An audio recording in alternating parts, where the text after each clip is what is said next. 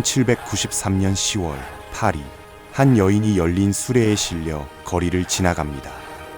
머리는 짧게 잘렸고 얼굴은 창백했어요. 불과 몇 년 전만 해도 그녀는 유럽에서 가장 화려한 여자였습니다.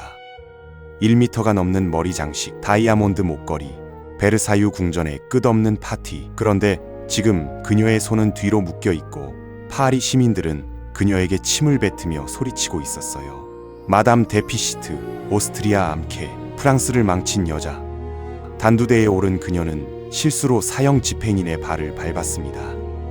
미안합니다. 일부러 그런 게 아니에요. 그게 마리 앙투아네트의 마지막 말이었어요. 38살 프랑스 왕비의 최후였습니다. 어떻게 유럽 최고의 왕비가 단두대의 이슬로 사라지게 됐을까요? 오늘은 세계사의 흐름을 뒤바꾼 프랑스 대혁명 속으로 들어가 보겠습니다. 지난 시간에 태양왕 루이 14세가 세상을 떠나고 5살 어린 루이 15세가 왕위에 오르는 것까지 이야기했습니다. 어린 왕을 대신해 오를레앙 공작 필리프가 섭정을 맡았어요. 그는 루이 14세의 동생 필리프 1세의 아들로 태양왕의 조카였습니다. 루이 15세 입장에서 보면 육촌 할아버지 뻘이 되는 먼 친척이었죠. 그런데 이 섭정이 문제였습니다. 필리프는 방탕하기로 유명한 인물이었거든요. 밤마다 파티를 열고 여자들과 어울리고 국정은 뒷전이었어요. 태양왕이 그토록 애써 세운 질서가 흔들리기 시작했습니다. 루이 15세가 성인이 되어 직접 통치를 시작했지만 상황은 나아지지 않았어요. 젊은 시절에는 잘생기고 매력적인 왕이었습니다. 한 번은 중병에 걸렸다가 기적적으로 회복한 적이 있었는데 그때 온 나라가 기뻐하며 축제를 벌였어요. 백성들은 그를 사랑받는 루이라고 불렀죠. 하지만 그 사랑은 오래가지 못했습니다. 루이 15세에게는 퐁파두르 후작 부인이라는 애첩이 있었어요. 원래 평민 출신이었는데 왕의 총애를 받으면서 귀족이 된 여자였죠. 그녀는 무려 20년 동안 왕의 곁에서 실권을 휘둘렀습니다. 예술과 문화를 후원하기도 했지만 정치에도 깊숙이 개입했어요. 장관을 임명하고 외교 정책을 좌우하고 심지어 전쟁까지 부추겼습니다. 그리고 그 전쟁이 프랑스를 나락으로 떨어뜨립니다. 1756년 프랑스는 오스트리아 편에 서서 프로이센 영국과 맞붙었어요. 7년 동안 이어진 이 전쟁의 결과는 참담했습니다. 프랑스는 북아메리카의 캐나다, 루이지애나, 인도의 거점들을 모조리 영국에 빼앗겼어요. 태양왕 루이 14세가 그토록 애써 넓힌 제국이 허무하게 무너져 내린 거죠. 패배의 대가는 혹독했습니다. 전쟁 빚은 눈덩이처럼 불어났고 백성들의 사랑은 증오로 바뀌었어요. 사랑받는 루이는 이제 미움받는 루이가 되어버렸습니다. 퐁파두르 후작 부인이 죽고 나자 왕은 뒤바리 부인이라는 또 다른 애첩을 들였어요. 이번에는 거리의 창녀 출신이었습니다. 귀족들조차 경악했죠. 이렇게 나라가 기울어가는 와중에 루이 15세는 손자의 결혼을 추진합니다. 1770년 왕위 서열 1위인 루이 카페 왕자가 오스트리아 공주를 신부로 맞이하게 된 거예요. 15살의 왕자 루이 카페는 부끄러움을 많이 타고 소심한 소년이었습니다. 한 여자의 남편감은커녕 미래에 나라의 왕이 될 자질조차 없어 보였어요. 땅딸막하고 수줍음을 많이 타며 사회성이라곤 전혀 없는 데다 적응력까지 떨어지는 소년이었죠. 루이 15세의 애첨 마담 뒤바리가 그를 버릇없는 뚱보라고 부를 정도로 무능한 아이였습니다. 무슨 일이든 결단을 내리지 못하고 늘 안절부절 못했어요. 마지막에 얘기한 사람에게 항상 설득당하곤 했죠. 루이의 결혼은 프랑스 부르봉 왕가와 오스트리아 합스부르크 왕가의 정략적인 결합이었습니다. 두 나라가 오랜 적대 관계를 끝내고 새로운 동맹을 시작하는 상징이었어요. 어린 신부는 눈이 휘둥그레져서 프랑스에 막 도착한 14살의 소녀 마리 앙투아네트였습니다. 오스트리아 황후 마리아 테레지아 여제의 막내딸이었죠. 금발 머리에 푸른 눈을 한 14살 소녀. 부침성이 좋고 남편과 시가 쪽 사람들의 호감을 사고 싶어 했습니다. 결혼식 날 밤 궁전 안에서는 화려한 예식의 불이 밝혀지고 신랑 신부는 침실로 향했어요. 후계자의 잉태 과정을 지켜보는 해묵은 의식으로 신하들은 이 미숙한 부부가 처음으로 신방을 치르는 현장에 참석했습니다. 구경꾼들은 환호하며 큰 기대를 걸었어요. 하지만 일단 커튼을 걷고 보니 후계자가 그리 쉽게 나오지 않을 것이 분명해 보였습니다. 루이는 통치뿐만 아니라 사랑에도 관심이 없었거든요. 첫날 밤에 신부를 본 척 만척했고 결혼 생활에서도 마찬가지였죠. 베르사유에서는 며칠 밤낮으로 화려한 축제가 이어졌습니다. 하지만 궁전 문 밖의 풍경은 사뭇 달랐어요. 축제는커녕 당장 먹을 빵 한 조각이 없어 허덕이는 사람들이 거리를 메우고 있었으니까요. 화려한 드레스 자락이 스치는 궁전과 굶주림이 만연한 거리, 프랑스는 그렇게 두 개의 세상으로 쪼개져 있었습니다. 게다가 패스트 같은 질병이 줄어들면서 사망자가 적어지자 굶주리는 사람들이 점점 더 늘어났어요. 이전 200년 동안 인구가 100만 명밖에 늘지 않은 반면 18세기 들어 프랑스의 인구는 2천만에서 2,600만으로 늘어났습니다. 그러자 엄청난 긴장감이 조성됐고 사회엔 불안이 팽배했어요. 루이와 마리가 결혼한 지 4년 뒤 루이 15세가 세상을 떠나고 어린 루이 왕자는 왕관을 물려받아 루이 16세로 즉위합니다.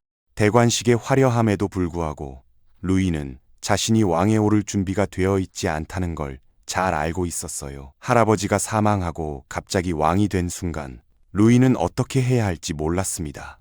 왕이 된다는 기대를 한 몸에 받으며 교육을 받긴 했지만 세상이 무너져 내리는 것 같았고 전혀 준비가 돼 있지 않다는 걸 알게 된 거죠. 20살의 왕은 기도했습니다. 신이여, 우리를 보호하소서. 우리는 너무 어립니다. 베르사유에 있는 왕궁에 살림을 차린 루이와 마리는 어린 군주로서 새로운 삶을 시작합니다. 한편 20km밖에 떨어져 있지 않은 파리에서는 새로운 시대의 여명이 밝아오고 있었어요. 군주제 자체를 부정하는 사조가 시작되고 있었습니다. 위험한 새 이념, 이른바 계몽주의 시대가 도래한 것이죠. 중세 이래 유럽 사회는 출신 성분에 따라 세 개의 계급으로 나뉘어졌고 귀족, 성직자, 농민 사이에는 엄청난 빈부의 격차가 존재해 왔습니다. 그러다 18세기 문화가 꽃피면서 이성과 과학이 이 해묵은 전통에 도전을 하기 시작했어요. 계몽 사상은 이렇게 말하는 운동이었습니다. 권위를 믿지 말라. 무엇이든 누군가에게서 들은 것을 믿지 말고 네 스스로 생각해보고 직접 시험해보라. 구체제 유럽에서는 생각까지도 남의 지배를 받았거든요. 성직자나 통치자 등 위에서 주는 정보를 받기만 했죠. 그래서 자신이 지식을 찾아낼 수 있고 거기에 접근할 수 있다는 생각은 거의 혁명적인 것이었습니다. 파리 전역 엘리트 살롱에는 귀족들이 모여 계몽 사상의 작가와 새롭게 싹트는 이성의 시대에 대해 토론했어요. 자유와 인민 주권론, 무엇보다도 평등을 옹호하는 신선한 목소리인 볼테르와 루소에 대해 이야기했습니다. 그런데 계몽 사상이 위험한 건 결국 귀족은 왜 특권을 가진 사람들인가 하는 의문을 갖게 만들기 때문이었어요. 세상은 왜 그렇게 주어지는 것인가? 더 나은 곳으로 바꿀 수 없는가? 진보란 불가능한 것인가? 이런 사고방식은 군주제나 귀족 또는 위계 질서가 당연하다고 보는 생각을 허물게 됩니다. 계몽주의 이상이 실현되는 것을 보기 위해서는 대서양만 건너면 됐어요. 아메리카인들은 프랑스의 오랜 숙적인 영국으로부터 독립하기 위해 싸우고 있었거든요. 루이 왕은 할아버지의 패배에 대한 복수를 하고 싶어서 미국의 독립전쟁에서 기회를 엿보다가 금화 20억 리브르를 미국에 원조합니다. 프랑스 시민 700만 명에게 식량과 집을 해결해 줄 만큼 큰 돈이었어요. 이 막대한 지출로 프랑스는 거의 파산 직전에 몰렸고 재정 파탄의 시작을 알리는 신호가 되었습니다. 루이 16세가 전쟁 비용과 군대를 대서양 건너로 보내는 동안 왕비 마리 또한 빚을 지느라 여념이 없었어요. 베르사유 궁의 생활은 고풍스러운 의식과 형식적인 행사의 연속이었습니다. 왕과 왕비의 허영을 채우기 위한 의식들로 넘쳐났죠. 의복과 식사, 침실 등이 모두 호사스러웠어요. 이런 지루한 의식 가운데 스스로를 즐기기 위해 마리 앙투아네트는 점점 더 도발적인 패션으로 볼거리를 만들어냈습니다. 마리는 패션에 몹시 집착했어요. 올린 머리는 높이가 1m가 넘어서 한 번 하는데 몇 시간이 걸렸죠. 거기에 온갖 장신구와 과일을 주렁주렁 매달았습니다. 심지어 머리 위에 배 모형을 올려놓기도 했어요. 나라가 경제적인 혼란에 빠진 상태에서 마리는 마담 데피시트, 즉 적자 부인이라는 별명을 얻게 됐지만 아무 일 없다는 듯이 계속 옷과 보석, 구두를 사는 등 소비에만 몰두했어요. 왕비가 진 빚 중에서 가장 큰 것은 국가의 진 빚, 곧 왕위를 이을 후손을 낳지 못한 것이었습니다. 결혼 7년이 지났지만 루이와 마리는 아기를 낳지 못하고 있었거든요. 왕비의 임무는 프랑스 왕실의 후계자를 생산해주는 일이었죠. 그것도 반드시 아들이어야만 했습니다. 루이의 취미가 자물쇠 만들기라는 사실이 널리 알려지면서 루이는 자물쇠공이라고 조롱하는 노래도 나왔어요. 자물쇠공이 열쇠 구멍을 못 찾는다고 말이죠. 성에 대해 무관심하자 사람들은 루이가 왕으로서의 용맹성도 부족하다고 여겼습니다. 몇 년간의 좌절과 심해지는 조롱감을 느끼던 끝에 루이는 포경 때문이라는 진단을 받았다는 설이 있어요. 수술을 너무 두려워해서 동의를 얻는데 몇 년이나 걸렸지만 드디어 수술을 하고 나자 성공했죠. 이후 이들 부부는 첫 딸 마리 테레즈를 낳을 수 있게 됩니다. 프랑스 국민들은 생활 형편이 어려워지자 군주제를 불쾌하게 바라봤어요. 추수가 끝난 뒤 기상이변으로 인해 밀가루 값이 폭등하자 프랑스의 심장부에서 주식인 빵이 부족하게 되는 사태가 벌어집니다. 그러나 베르사유 궁 대문화는 딴 세상이었어요. 왕실의 사치스러운 생활이 계속되자 국민들의 원성이 신문에까지 실리게 됐습니다. 어떤 것은 직접적으로 왕실을 겨냥했어요. 궁핍한 국민들이 왜 그렇게 많은지 아시오? 그건 바로 1000명목의 물자를 당신 같은 사치꾼이 하루에 다 소비해버리기 때문이요. 이렇게 날카로운 비판을 쓴 사람은 누구였을까요? 그는 바로 막시밀리앙 로베스피에르였습니다. 흥미롭게도 로베스피에르는 1775년 루이 16세의 대관식 때 루이 르그랑 학교의 학생 대표로 뽑혀 왕에게 환영사를 낭독한 적이 있었어요. 그 당시 17살 소년이었던 그는 전통과 계몽주의의 이상을 담은 아름다운 환영사를 읽었습니다. 그러나 불과 14년 뒤 그는 왕의 죽음을 외칠 혁명의 주역이 되어 있었어요. 1788년 당시 프랑스 국민들에게 밀가루는 생명 그 자체와 같은 필수품이었고 빵은 절대적인 생존 수단이었습니다. 한 사람이 하루에 빵을 1kg씩 먹었죠. 그처럼 중요하니까 가격에도 매우 민감했어요. 값이 2배로 뛰면 난리가 났습니다. 루이의 미숙한 재정 운영에 밀가루 값은 천정부지로 뛰어올랐어요. 식량 공급이 줄어들자 빵값은 한 달치 봉급과 맞먹게 되고 굶주림은 분노로 변했습니다. 곧 프랑스 전역에서 소요가 일어났어요. 가정집이 강탈당하고 빵집에 강도가 들었으며 빵을 숨기던 가게 주인들은 현장에서 보복을 당했습니다. 경제가 흔들거리자 은행들은 루이에게 자크 네케르를 재무장관으로 임명하라고 촉구했어요. 열린 사고를 지닌 네케르는 국민들에게 인기가 있어서 루이로서는 시샘이 갈 만한 인물이었습니다. 네케르는 자신의 저서에서 공개적으로 정부의 임무는 모든 국민들에게 충분한 빵과 식량이 돌아가도록 보장하는 것이란 입장을 취했기 때문이었죠. 국가의 재정적인 위기가 닥치자 네케르는 루이에게 왕국의 전통적인 대의 기관인 전국 삼부회를 소집하라고 촉구합니다. 175년 만에 처음 열리는 국민 대표자 회의였어요. 프랑스는 정치적으로 삼부제라는 대의 기관이 있었습니다. 제1부는 성직자, 제2부는 귀족, 제3부는 평민 대표였어요.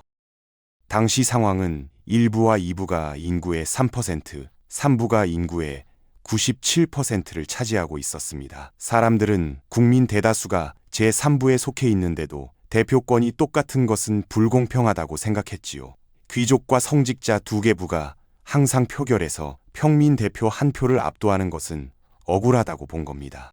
1789년 5월 4일 노련한 변호사이자 정치가인 청년이 베르사유에 도착합니다. 로베스피에르가 제3부 평민의 목소리를 대변하고 싸우기 위해 온 것이었어요. 지방에서 고아로 자란 로베스피에르는 장학생으로 공부해 유능한 웅변가가 되었습니다. 그는 매우 단정했어요. 머리카락 하나 흐트러짐이 없었고 말을 실수하는 법도 없었죠. 파리의 살롱에서 계몽 사상을 습득한 뒤 작은 고향 마을 아라스로 돌아온 그는 학대받는 평민들을 위해 싸우는 유능한 법률가였습니다. 로베스피에르와 그의 동료들은 귀족과 성직자도 세금을 내야 한다고 주장했어요. 그러나 루이는 점점 높아져가는 평민들의 극단주의에 위협을 느끼게 됐습니다. 6월 20일 6주간의 교착 상태 끝에 평민 대표들은 결국 자신들의 목소리가 반영되지 않은 것을 알게 됐어요. 6월 20일 평민 대표단이 회의를 하러 갔을 때 문이 잠겨 있자 이들은 바로 그 옆에서 이른바 테니스 코트 선서를 합니다. 대표단은 거기서 국민의회를 결성하고 새로운 헌법이 제정되기 전까지 투쟁을 멈추지 않겠다고 선언했죠. 테니스 코트 선서는 혁명사에서도 위대한 상징적인 순간입니다. 대표단이 탁 트인 테니스 코트에 모여 로마식으로 손을 들어 선서를 한 거죠.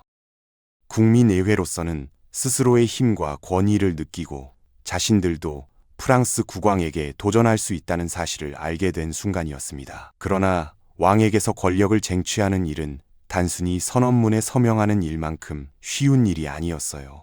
그해 7월이 가까워지면서 베르사유에 있던 국민의회 대표단에게는 왕이 친위 세력을 결집해 자신들을 해산시키고 타도하려 한다는 공포감이 엄습해 오고 있었습니다. 7월 초 3만 명에 이르는 왕의 군대가 파리 주변에 배치되자 국민의회는 자위수단으로 새로운 민병대를 결성합니다. 반란군은 파리의 병기고를 습격해 2만 8천 점의 머스킷 총을 탈취했습니다. 이제 화약만 찾으면 됐습니다. 파리 시민들은 그것이 어디 있는지 알고 있었어요. 바스티유 감옥, 파리 한복판에 서 있는 거대한 석조 요새였죠. 왕의 명령이면 재판도 없이 사람을 가둘 수 있는 곳, 한번 들어가면 살아나오기 힘들다는 소문이 도는 곳이었습니다. 백성들에게 바스티유는 왕권의 횡포 그 자체였어요. 그리고 그 지하에 화약이 있었습니다. 폭동의 와중에서 깜짝 놀랄 사건이 터집니다. 루이 왕이 항상 일반 대중들의 편에 서서 국민들의 신망이 두터웠던 재무장관 네케르를 파면한 것이에요. 네케르가 파면당한 지 몇 시간 뒤 민중의 편에 섰던 사람이 축출되었다는 소문이 파리 전역으로 퍼져나갔습니다. 이것이 마지막 도화선이었어요. 7월 14일 군중들은 작은 표시로 서로를 확인하기로 했습니다. 파리시의 상징인 빨간색과 파란색, 그리고 그 사이에 부르봉 왕가를 상징하는 흰색을 넣은 것이에요. 이렇게 해서 삼색기가 탄생됐습니다. 열광하는 군중들의 외침이 울려 퍼졌어요. 가자, 바스티유로. 바스티유 감옥의 소장인 드로네는 군중들이 몰려온다는 사실을 알고서 감옥 문을 잠그려 애를 썼어요. 필사적으로 방어를 했지만 시위대는 칼과 창을 갖고 성채로 몰려 들어가 간수들을 덮쳤습니다. 마침내 드로네 소장이 항복했으나 분노한 군중들은 그를 붙잡아 거리로 끌고 다녔어요.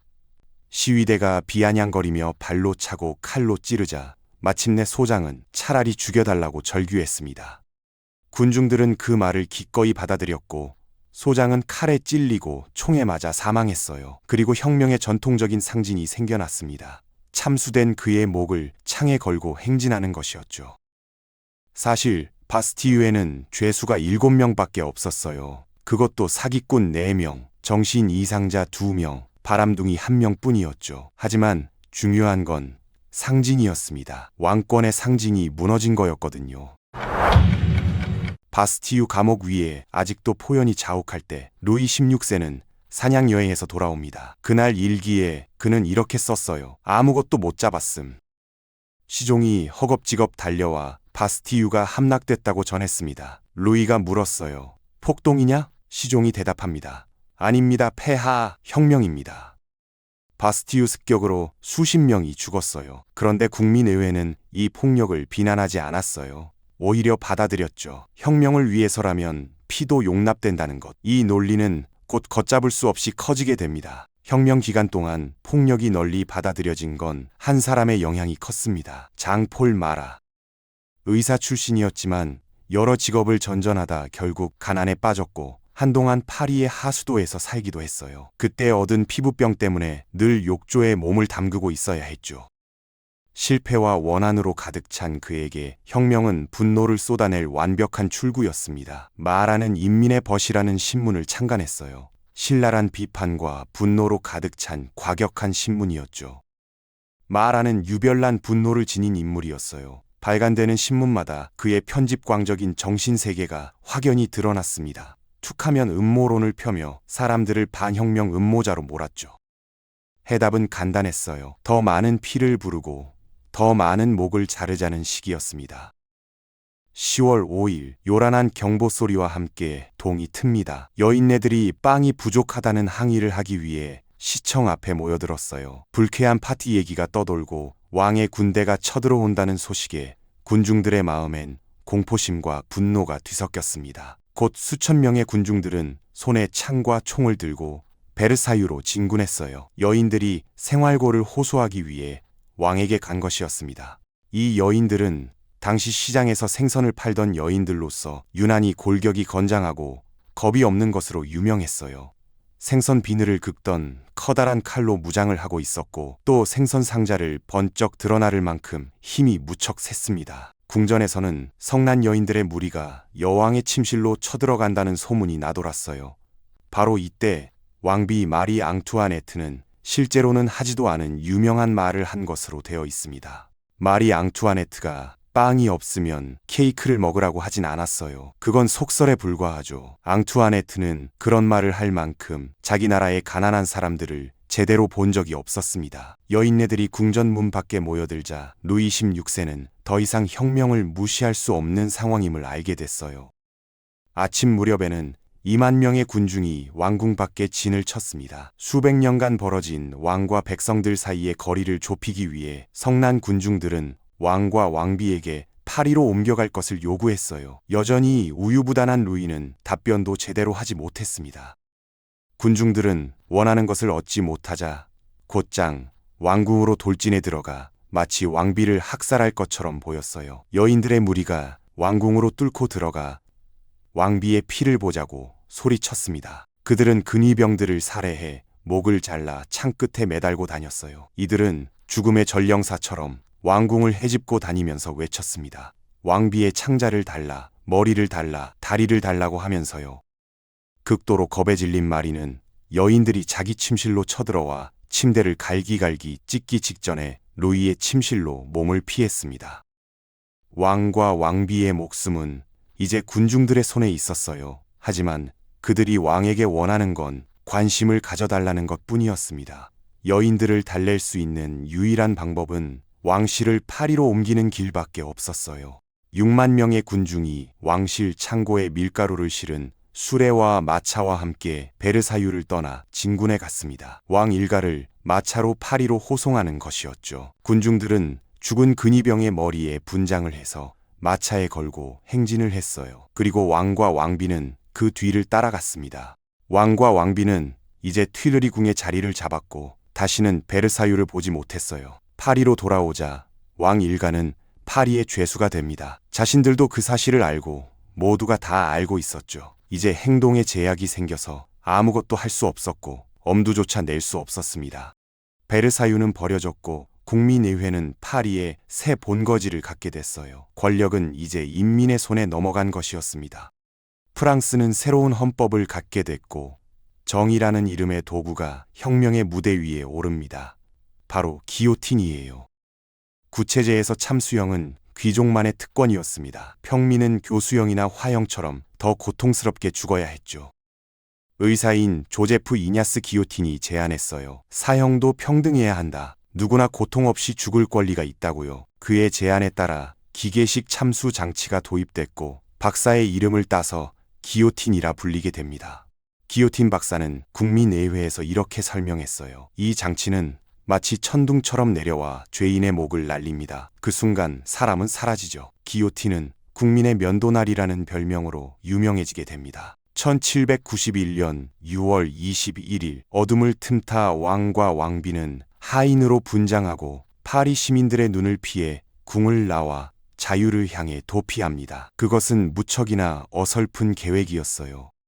파리 동쪽 160km 지점에 있는 바렌느라는 작은 도시에 도착한 것은 자정이 넘어서였습니다. 오스트리아 국경과 가까운 곳이었으므로 이제 몇 킬로미터만 가면 안전했어요. 그때 갑자기 자유로의 도피에 제동이 걸렸습니다. 그 지역 우체국장이 마차를 멈추고 여권을 요구했어요. 루이의 여권에 표시된 서명으로 의혹은 사실로 드러났습니다. 그것은 왕의 서명이었어요. 지역 관리는 군중들이 왕을 알아보면 호감을 가질 것으로 기대했지요. 그런데 놀랍게도 그들은 왕을 보고도 전혀 환호하지 않았습니다. 도리어 왕이 도피한다면서 체포해서 다시 파리로 데려갔어요. 왕이 백성들을 버리고 도망치려 했다는 사실은 국민들에게 심리적인 충격을 줬습니다. 결국 루이와 국민들 사이에 유대가 끊어지게 됐지요. 국민들이 보기에 왕은 이제 도망치려고 발버둥칠 뿐만 아니라 자신들을 버린 배신자였습니다.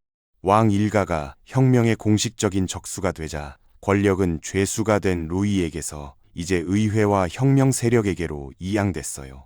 혁명 정부의 핵심에는 로베스피에르가 있었습니다. 그는 연단에서 자유와 평등, 박애를 부르짖었어요. 모든 국민의 보통 선거권과 프랑스 서인도 제도에서의 노예제도 종식을 요구했고 가장 열정적으로 사형 제도를 비판했습니다. 새로운 계몽주의 시대에 로베스피에르는 중세의 잔재를 모조리 털어내기를 원했어요.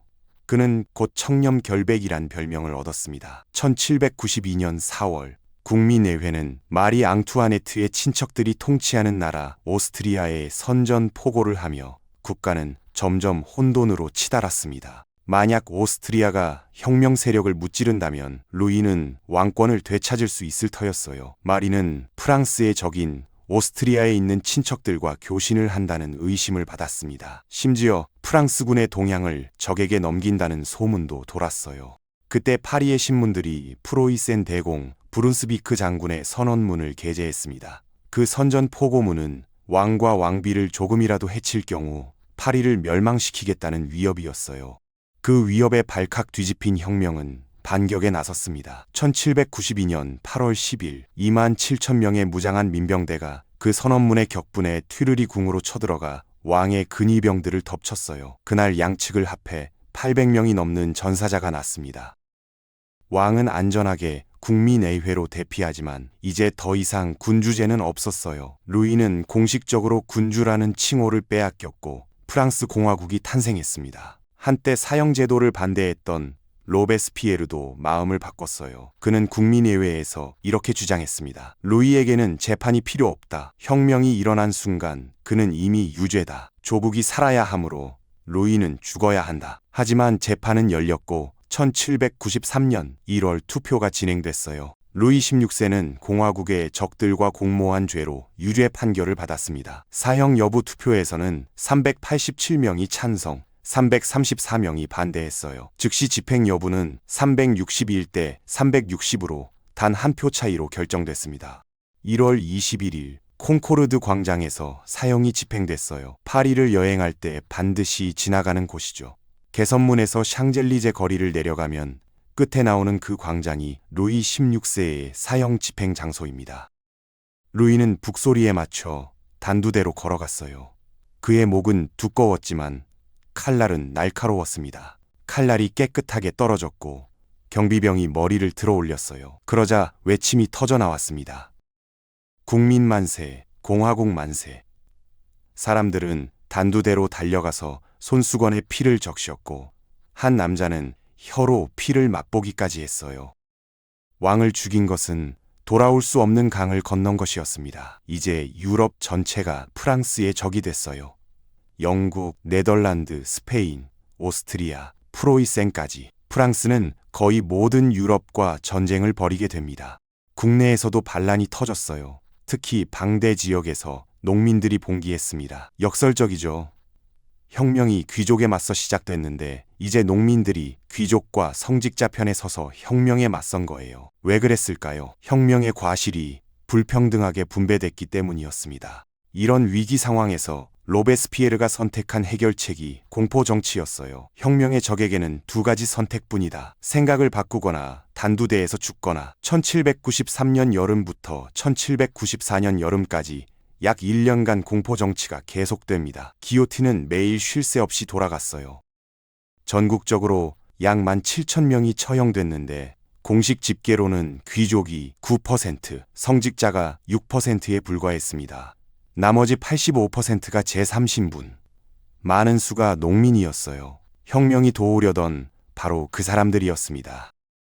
10월에는 마리 앙투아네트도 처형됐어요. 그녀는 국고를 고갈시키고 반혁명을 획책한 죄로 유죄 판결을 받았습니다. 사형 선고를 받았을 때 아무 반응도 보이지 않았어요. 창백하고 떨리는 모습으로 열린 수레에 실려 거리를 지나갔고 도시 전체가 그녀에게 소리쳤습니다.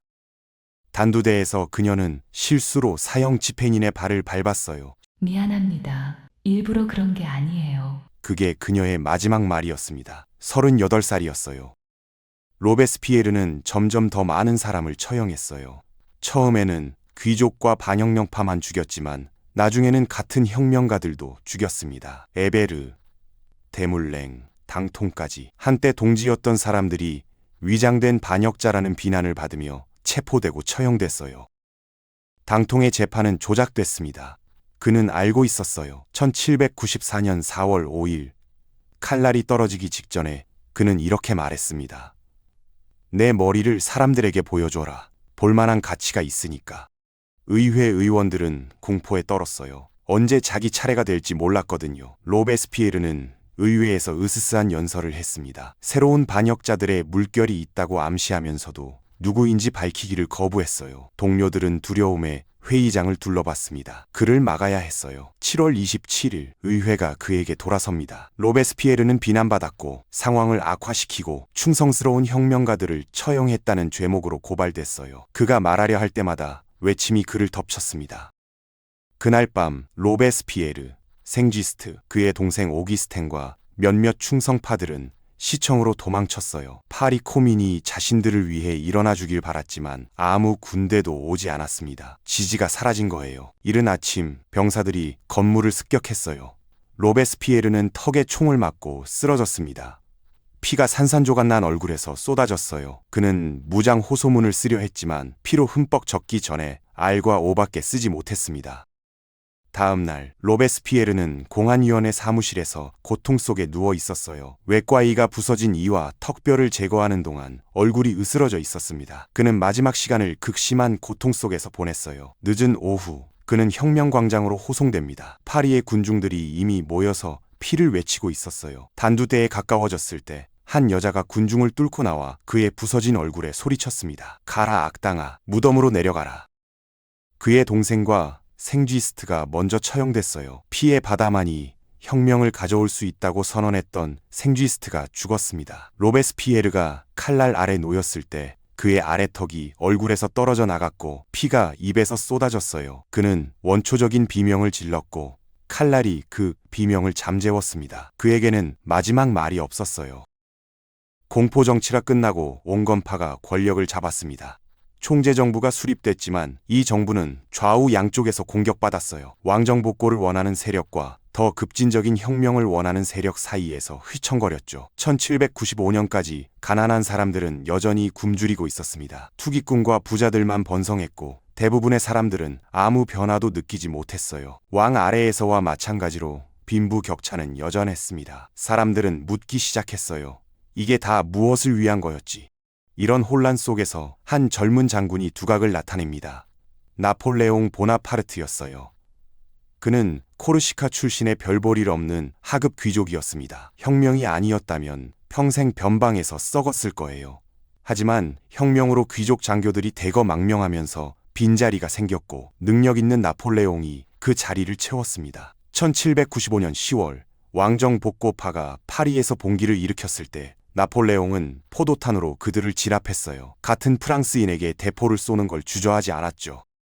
1796년 이탈리아 원정에서 나폴레옹은 눈부신 승리를 거뒀습니다. 수적 열세를 뒤집고 오스트리아군을 격파했어요. 그의 이름이 유럽 전역에 퍼졌습니다. 1799년 11월 9일 나폴레옹이 쿠데타를 일으켜요. 총재정부를 무너뜨리고 최고 권력자가 됐습니다. 혁명이 시작된 지 정확히 10년 만이었어요. 30살의 나폴레옹이 프랑스 전체의 권력을 장악한 순간이었습니다. 1804년에 그는 스스로 프랑스인의 황제로 즉위해요. 혁명은 끝났고 공화국은 제국이 됐습니다. 1789년부터 1799년까지 10년 동안 프랑스인들은 세상이 뒤집히는 걸 경험했어요. 왕정이 무너지고 공화정이 수립됐다가 공포 정치를 거쳐 결국 한 군인의 독재로 끝났습니다. 역사학자들은 프랑스 혁명을 근대의 실험실이라고 불러요. 이후 200년간 세계에서 나타날 거의 모든 정치 체제가 이 10년 안에 압축적으로 등장했거든요. 입헌군주제,